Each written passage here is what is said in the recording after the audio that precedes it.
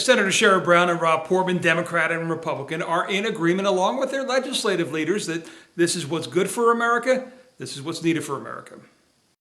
This is a wartime level of investment into our nation. And one which didn't require the two parties to go to war with each other to pass. Ohio Senators Rob Portman and Sherrod Brown both helped in different stages of negotiating the package. My priority from the beginning was to get help directly to Ohioans. This bill puts money directly in people's pockets, up to $1,200 per person. It gets resources to our hospitals and healthcare workers now. It makes sure people get the unemployment benefits, and they are more generous than normal. Something important to Senator Portman as well. Sadly, in my home state of Ohio and around the country, there are a lot of people in that category. Our unemployment insurance system is overwhelmed right now. The bill provides $850 billion in support for businesses big and small, boosts unemployment benefits while reducing the restrictions on applying for them, and it has that one-time payment of $1,200 directly to most American taxpayers who made $75,000 or less in 2018, along with $500 per child. If you make over $75,000 in adjusted gross income, that's the big number before taxes and deductions,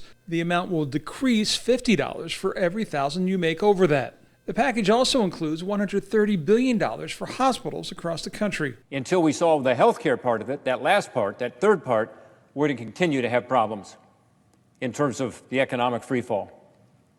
We can't spend enough money to stop what's happening in terms of this economic issue unless we deal with the health care part of this.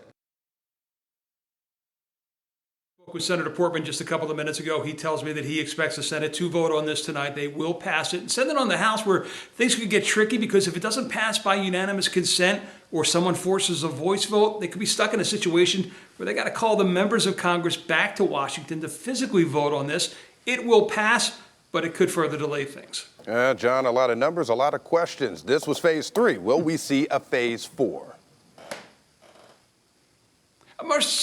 Certainly we will, to address some of the issues that they really couldn't handle in this crunch, most notably aid the local and state government. It's in there for $150 billion right now, a good start, but it doesn't go anywhere near covering the ramp up that is needed to fight this virus, as well as the revenues lost as a result of it. But again, that's an argument that we can have a month or two down the road.